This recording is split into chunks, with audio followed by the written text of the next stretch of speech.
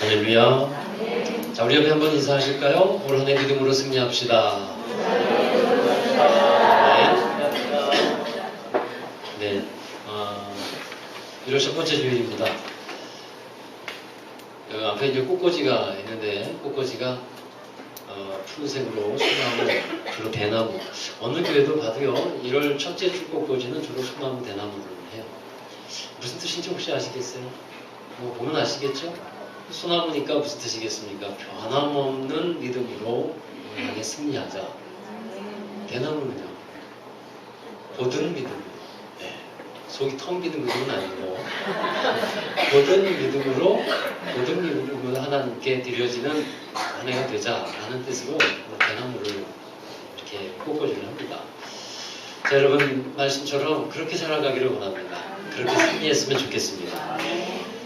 새해가 되면 사람들이 주로 많이 가는 곳이 있습니다. 떠오르는 해를 맞이하려고 해맞이 좋은 장소로 나아갑니다. 그래서 산으로도 올라가고 바다로도 나아가는데, 해를 맞이하는 것은 이제 새해를 맞이할 때 그 빛을 맞으면서, 빛을 받으면서 어둠이 떠나가고 정말 새롭게 희망찬 어떤 날을 맞이하겠다고 하는 소원이 거기에 들어가 있는 행동이죠. 중국 상하이에서는 지난 12월 30일에 엄청난 많은 사람들이 해맞이를 하려고 모였다가 36명이 죽고 47명이 부상당하는 엄청난 사고가 있었어요. 기사를 보신 분은 알겠습니다만, 저도 그 사진을 보니까 사람들이 어찌나 많던지요. 중국이 사람 많은 건 알고 있었지만 정말 발 디딜 틈 없이 사람들이 모여들었더라고요. 새해의 빛을 보고자, 새해 빛을 받아보고자 그렇게 사람들이 모였어요. 여러분, 사람들에게 그런 열망이 있습니다. 새해 빛을 받아보고, 그리고 뭔가 새롭게 희망찬 해를 나아가고자 하는 것이죠. 이제 우리 교회가 이 새해를 맞이하면서 그런 희망의 메시지를, 또 그 희망찬 표를 우리가 정했어요. 요한복음의 말씀을 이제부터 보게 되는데, 우리가 2015년도에 가지고 나가야 할 표를 여기 현수막에 적혀 있습니다만, 은혜와 진리가 충만한 교회라고 적었습니다. 좀 더 자세하게 표현하자면, 은혜가 넓고 진리는 깊은 그런 교회라고 할 수 있어요. 깊고 넓은 교회. 자, 우리가 나아가야 할 교회의 방향이고 목적이 됩니다. 복음은 소수의 사람들에게 전해져서는 안 되고 많은 사람들에게 전해져야 하는 것이고, 그리고 진리는 더욱더 분명해져야 한다는 사실이에요. 이것을 우리 교회가 이제 올 한 해 좀 나아가야 하는 두 방향, 또 세워가야 하는 두 기둥으로 삼았는데, 제가 작년 연말에 2015년 목회 계획을 세우면서 은혜와 진리라고 하는 그 두 기둥을 은혜 가운데 생각하고 받게 되었어요. 그래서 그렇게 나아가야겠다 생각하고 이제 목회 계획을 잡는데, 오묘하게도 올해 1월달에 주어지는 말씀이 요한복음이었더라고요. 우리가 생명의 삶이라는 말씀을 따라서 이렇게 새벽 묵상도 하고 주일설교도 이렇게 나가고 있는데, 요한복음의 1장 14절에 은혜와 진리가 충만하더라고 하는 말씀이 또 기록이 되어 있는 거예요. 그래서 주님께서 정말 이것을 우리의 나아갈 방향으로 정해주셨구나 하는 그런 확신도 들게 되었는데요. 여러분, 송구영신 예배 때 함께 드린 말씀이 있는데, 은혜와 진리는 예수 그리스도에게서 주어지는 것이라고 했습니다. 그리고 그 은혜, 우리가 이제 은혜와 진리가 충만한 삶을 살기 위해서는 먼저 무엇을 해야 한다고 말씀드렸습니까? 가장 먼저 예수 그리스도를 영접해야만 한다라고 했습니다. 예수님께서 이 세상을 비추는 참 빛으로 오셨는데, 많은 사람들이 참 빛 되신 예수님을 받아들이질 않습니다. 영접하지 않았습니다. 사람들이 새해가 되면 해를 맞이하려고, 그러니까 빛을 맞이하려고 나아가긴 하는데, 이 성경에서 말하고 있는 그 빛과는 다른 또 다른 빛이 있다는 것을 요한복음에서도 말씀하고 있죠. 바로 참빛 되시는 예수 그리스도이십니다. 무슨 말씀입니까? 다른 빛은 진짜 빛이 아니라는 거예요. 우리 영혼을 비추는 빛이 있는데, 그것은 태양빛이 아니라 예수 그리스도의 빛이라는 말씀입니다. 여러분, 요한복음 1장의 말씀을, 오늘 읽은 말씀을 쭉 보시면 말씀이 꼬리에 꼬리를 물고 이어지는 것을 볼 수 있어요. 먼저 요한복음 1장 1절에 보면 태초에 말씀이 계셨다라고 말씀하면서 이 말씀이 하나님과 함께 계셨다라고 또한 적고 있습니다. 그리고 4절에 가보면 이 말씀 안에 무엇이 있다고 합니까? 생명이 있다. 네, 말씀 안에 생명이 있다. 그래서 사람에게 있어서 죽었던 그 영혼을 살리고 또 그 사람의 이 내면과 삶을 변화시키는 거는요. 그 사람 안에 말씀이 들어가야 돼요. 여러분 기적 중에 가장 큰 기적이 뭡니까? 사람 변화되는 게 기적 아니겠어요? 물이 변화해 포도주가 되는 것 이것만 기적이 아니라 더 큰 기적은 그 사람이 변화되는 거예요. 얼마나 사람이 아시죠? 안 변하는지. 같이 사시는 분 잘 알죠? 정말 안 변하잖아요. 정말 안 변하죠. 그런데 그게 변해요. 사람에게 말씀이 들어가면 그 사람도 변화가 됩니다. 자, 그래서 말씀 안에 생명이 있어요. 생명의 역사가 일어나고 그리고 나서 그 생명은 사람들에게 비추는 빛이라고 말씀하면서 이 그 빛은 무엇이냐? 세례 요한의 예를 들면서 세례 요한이 온 생애를 바쳐서 목숨을 바쳐서 증언한 것이 있는데 그것이 바로 참빛 예수 그리스도다라고 말씀하고 있는 겁니다. 그래서 사람들이 예수님을 참빛 되신 예수님을 영접하지 않았습니다. 그러나 1장 12절에 영접하는 자고 그 이름을 믿는 자들에게는 하나님의 자녀가 되는 권세를 주셨다고 하면서 14절에 와서는 그 말씀 안에 말씀이 육신이 되신 예수님이 계시고 그분 안에 은혜와 진리가 충만하더라. 이렇게 말씀을 적고 있어요. 이것이 오늘 읽은 말씀의 요한복음의 구조입니다. 여러분 잘 이 말씀이 이렇게 이어지고 있는 것인데 이 구조를 여러분들이 잘 생각하고 계시면 말씀의 이해가 쉬우리라고 생각하는데 말씀이 잘 풀어지기 위해서는요. 일단 시작이 중요해요. 그러니까 옷을 입을 때도 단추를 꿰는 것이 이제 단추를 끼우는 것이 중요하지 않습니까? 단추 하나를 잘못 끼우면 나중에 이 옷이 묶인 모양이 되듯이 우리가 신앙생활을 할 때도 첫 단추가 중요합니다. 이 단추가 잘 끼워져야 돼요. 아멘. 네. 여러분 요한복음 1장 1절에 태초에 말씀이 계시니라 이 말씀은 곧 하나님과 함께 계셨다고 했는데 이 말씀을요 창세기 1장 1절과 함께 생각해 보시기 바래요. 창세기 1장 1절에서 뭐라고 말씀합니까? 태초에 하나님이 천지를 창조하십니다. 그러면 이 두 말씀을 오버랩해 보십시오. 어떤 말씀이 이제 우리에게 전해지냐면 태초에 하나님이 천지를 창조하시는데 그 천지를 창조하신 때 사용되어진 첫 시작이 뭡니까? 말씀이었다라는 것입니다.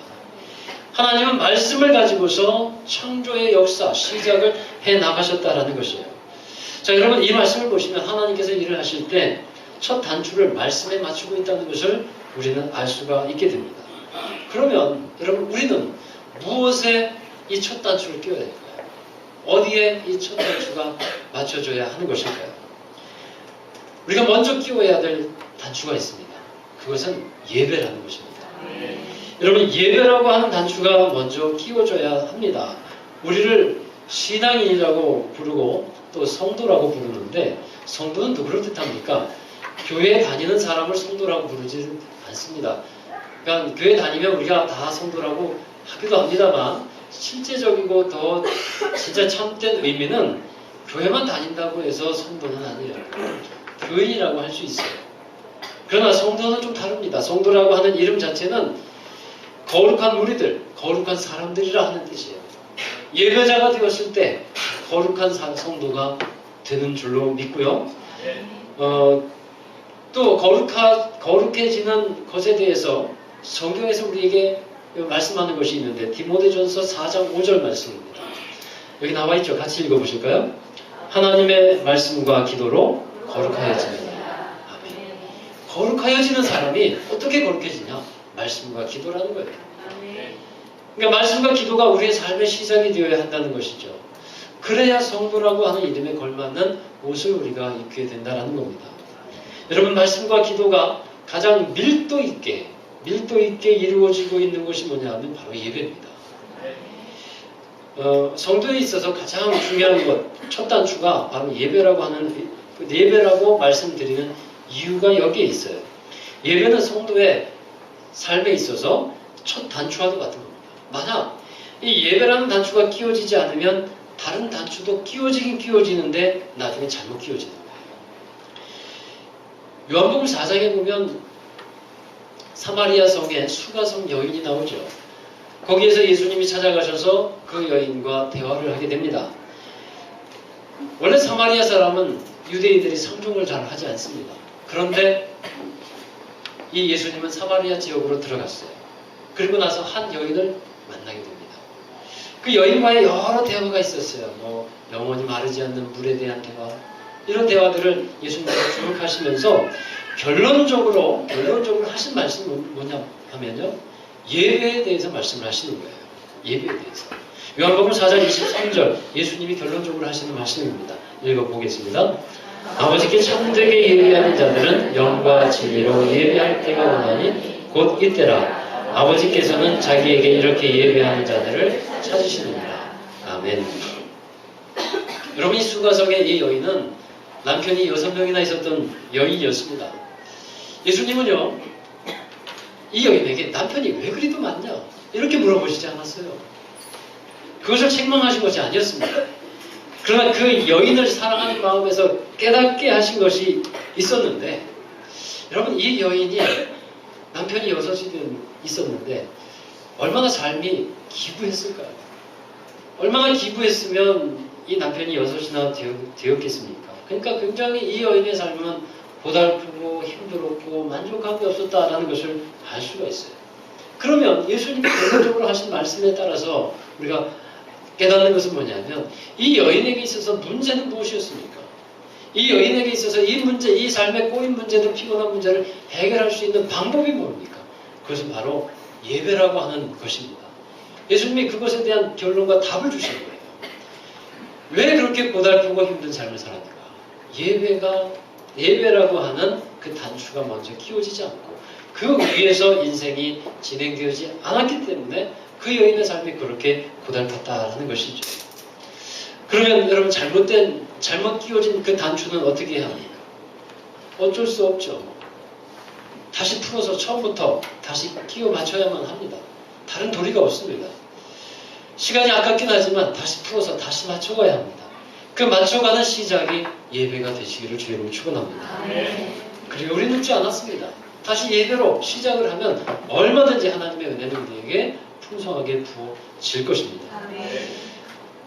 우리 교회가 10년 전에 이곳 당수동에 개척이 됐습니다. 교회 성도가 몇 명 되지 않았어요. 초창기에 진짜 몇 명 없었습니다.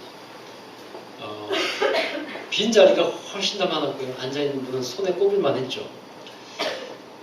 교회를 개척하고 교회를 목양하면서 전도를 하고 싶었습니다. 또 교회를 알리고 싶었어요. 그러니까 전도가 해야 되잖아요. 그런데 사실 이 우리 교회에서 그 초창기에 할 수 있는 게 없었어요. 뭐 사람이 있어야 하죠. 사람이 있어야 뭐 제자훈련도 하고, 사람이 있어야 뭐 전도도 하고 무슨 행사도 하고, 할 수 있는 게 없더라고요. 할 수 있는 게. 그러다 보니까 사람들에게 좀 내보이고 싶은데, 그러니까 홍보 좀 하고 싶은데 홍보할 게 없는 거예요. 꼭 홍보할 게 있어야죠. 무슨 행사한다 하면 그것도 뭐 사진 찍어서 좀 보내기도 하고 할 텐데 그런 게 없어요. 그래서 제 마음에 기도를 하면서 답답한 시절 이렇게 지나가면서 하나님 주시는 강한 감동이 있었어요. 할 수 있는 것이 있었더라고요. 그게 뭐냐면 예배였어요. 예배. 사람이 없어도 할 수 있는 것이 예배였다는 거예요. 사람이 많지 않아도, 여러분 그렇지 않습니까? 예배는 드릴 수 있지 않습니까? 혼자라도 사실 예배는 드릴 수 있는 거예요. 교회에 빈 의자가 많이 있고 단 한 사람이 앉아있다고 해도 예배는 드릴 수가 있는 거죠. 그래서 제 마음에 우리가 할 수 있는 것, 하나님이 기뻐하시는 거, 그것도 하자. 예배 잘 드리자. 제 마음에 늘 그거였어요. 할 수 있는 게 그거밖에 없었으니까. 예배 잘 드리자. 그래서 제 마음에 다시 새겨놓고 다시 다짐하는 것이, 우리는 하나님께 예배 잘 드리자. 이것만이 우리 살 길이다. 이렇게 개척하면서 교회를 이렇게 목양해 온 것 같아요. 지금 와서 생각해 보면요, 그래도 좀 잘했다고 생각되는 게 있어요. 새벽 예배를 거르지 않고 드린 거. 이거는 정말 잘한 것 같아요. 교회 여러분 사람들이 한 명도 새벽에 안 올 때가 굉장히 많았습니다. 한 명도 안 올 때가 있었어요. 많았어요. 그런데도 불은 켜놔야 된다는 사명감. 한 명이 없어도 나 혼자 와서라도 강단을 지키고 그리고 기도해야지 하는 그 사명감 때문에 그냥 개척 때부터 지금까지 새벽 재단은 특이한 경우 빼고는 이렇게 지키려고 노력을 했던 것 같아요. 여러분 사실 목사도요 여기서 예배를 인도할 때 다 여기서 예배를 인도하려고 할 때 빈자리가 많으면 기운이 빠질까요? 안 빠질까요? 빠지죠. 딱 일어나서 예배를 드릴 때 빈자리가 다 많아지면 사실 기운이 빠집니다. 근데 그때마다 또 마음에 새기고 또 마음에 새기는 것이 무엇이냐니까? 예배는 사람 보고 드리는 건 아니다. 그 마음을 가지고 늘 새기는 거예요. 예배는 사람 보고 드리는 건 아니다. 하나님 보시도록 하나님이 받으시는 거예요. 사람이 많다고 받으시고 사람이 적다고 안 받으시는 것 그거 아니다. 그런 마음으로 다독거리면서 그렇게 예배를 드렸어요. 그래서 내가 먼저 예배자로 서야지. 하나님 기뻐하시도록 예배드리자. 이런 마음이 이 경단에 설 때마다 그렇게 있었습니다. 사랑하는 여러분, 하나님은 주목하시는 것이 있어요. 바로 예배하는 것을 주목하시는 줄로 믿습니다. 예배자를 또한 찾으십니다. 하나님께서 다윗이라는 사람을 보면서 나의 마음에 합한 자다. 내 마음과 같은 자다. 그렇게 하나님께서 칭찬을 하셨는데 다윗은요 무엇보다도 예배자였다는 사실이에요. 다윗은 하나님의 말씀을 사랑하면서 하나님의 마음에 합하도록 예배를 드리는 사람이었어요. 그러니까 하나님께서 다윗을 주목해 보시는 겁니다. 여러분 예배가 성도의 삶의 가장 기본이 되는 줄로 믿습니다. 우리가 우리의 삶을 하나님께서 세워가시고 인도하신다라고 여러분 진짜 믿으신다면 우리의 힘으로 우리의 인생이 세워지는 게 아니라 하나님께서 나를 도우시고 인도하시고 우리의 인생을 하나님께서 세우신다라고 믿으신다면 여러분 예배자 되어야 합니다. 우리가 가장 잘해야 되는 일은 예배인 거예요. 제가 여러 성도들을 보니까요. 예배가 세워지는 가정은 예배가 세워지는 사람은 가정이 세워지더라고요. 예배가 세워지면 사업이 세워지더라고요. 예배가 시작될 때 그때 기업이 일어나게 되는 거예요. 그런 것을 너무도 많이 봅니다. 그래서 이 예배가 무너지면 안 됩니다. 요즘 사람들이 가정에서 신방 예배 잘 드립니까? 옛날엔 잘 드렸어요. 근데 우리 교회는 잘 드립니다. 그러나 이렇게 들려오는 소리에 의하면 신방 예배 잘 드리지 않는다 그래요. 여러분 기업 예배는 어떻습니까? 기업 예배도 글쎄요. 잘 드리는 데 있고 잘 안 드리는 경향이 점점 많아지는 것 같아요. 여러분 이 목사의 마음에 이런 마음이 들 때가 있어요. 저 가정에서는 한번 가서 신방 예배 드렸으면 좋은데 저 기업에는 한번 신방 예배 가면 좋겠는데 이런 마음이 들 때가 있어요. 근데 부담될까봐 말 못하는 경우가 있는 거 아세요? 목사님 한번 신방 오시면 감사하겠어요 하면 저는 언제든지 오케이 할 것 같은데 그런 얘기가 잘 안 들려요. 그러니까 여러분의 마음에 감동이 오시면 같이 예배드리는 것을 즐거워하고 같이 함께 예배드리는 은혜가 있게 되길 바랍니다. 야고보서에도 뭐라고 말합니까? 병든 자가 있으면 장로를 청하여 그들 함께 이제 예배하고 기도하라고 하지 않습니까? 여러분 예배드림이 축복인 줄로 꼭 믿으시기 바래요. 오늘 저녁에 가정 예배 꼭 드리라고 말씀하지 않았습니까? 가정에서 가족들이 함께 모여서 찬송 부르십시오. 함께 모여서 말씀 보고 함께 모여서 기도하십시오.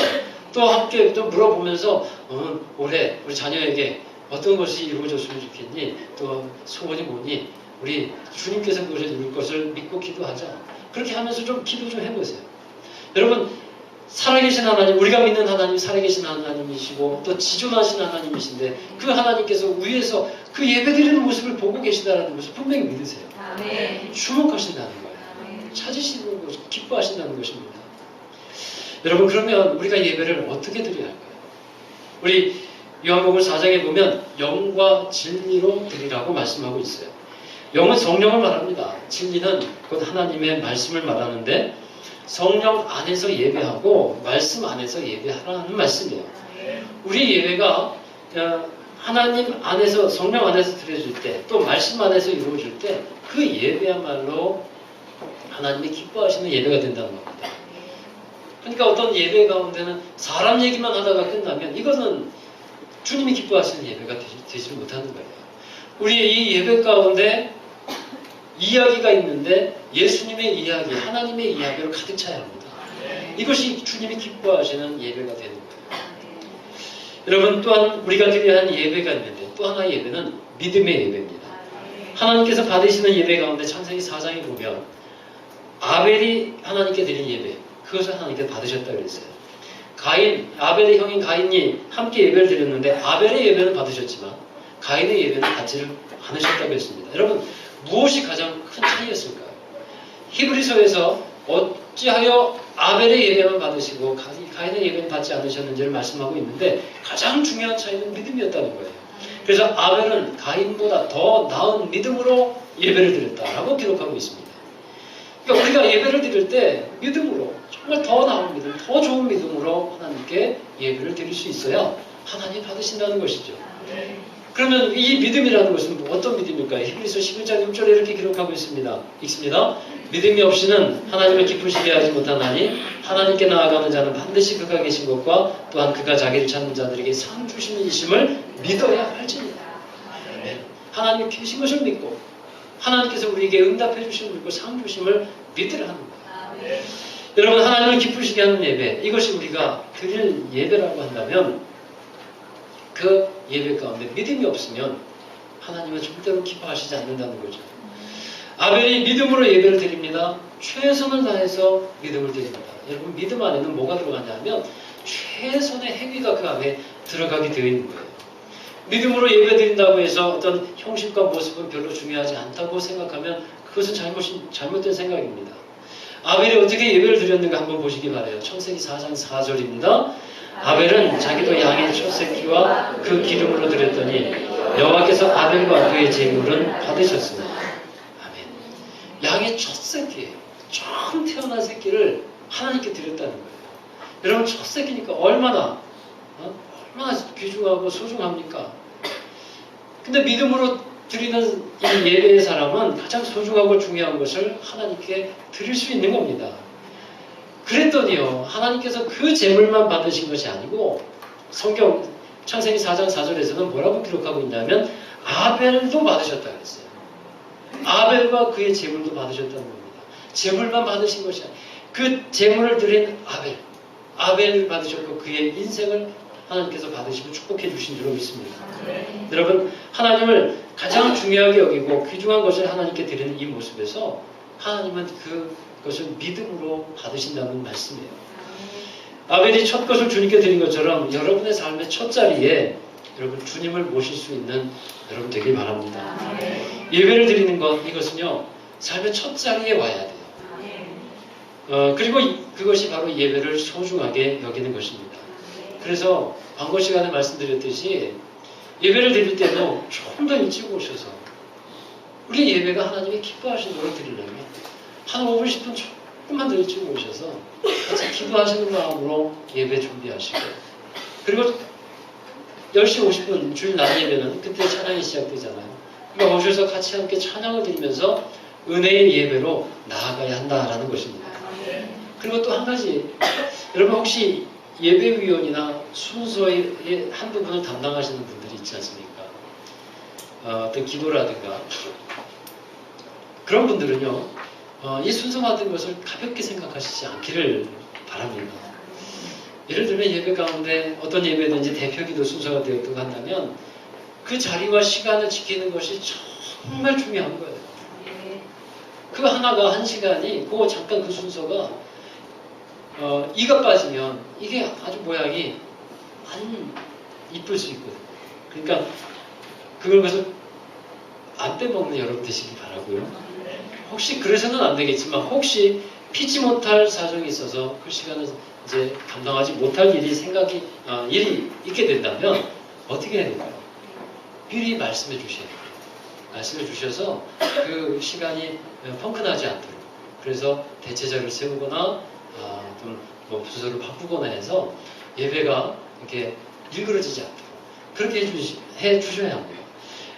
구약의 레위 지파들은 이제 성전에서 예배를 드리고 하는 제사장의 직무를 감당했거든요. 바로 그것과 같은 거예요. 얼마나 귀중한 일입니까? 우리가 예배 한 순서를 담당하고 또 함께 할 수 있다는 것은 대단히 큰 축복이면서 참으로 중요한 일이기 때문입니다. 사랑하는 여러분, 올 한 해 처음 드리는 주일 예배, 이 처음 드리는 예배의 첫 단추 예배인 줄로 믿습니다. 올 한 해 그래서 예배에 승리하는 저와 여러분, 우리 교회 모든 성도들 되시기를 주님으로 축원합니다. 예배는 하나님께 드려지는 것이죠. 그래서 나를 드리는 거예요. 그런 예배가 드려질 때 하나님은 그 사람 받으시고 그리고 그 사람을 축복하시고 그 사람을 들어서 써주실 수 있는 것입니다. 오늘 우리가 찬양을 드릴 건데요. 설교 후에 이제 찬양은 나의 모습, 나의 소유, 주님 앞에 모두 드립니다 라는 찬양입니다. 여러분, 이것이 바로 예배자의 모습이에요. 올 한 해 이런 마음으로 하나님 앞에 섰으면 좋겠습니다. 나의 모습, 나의 소유, 나의 것 주님 받으시옵소서.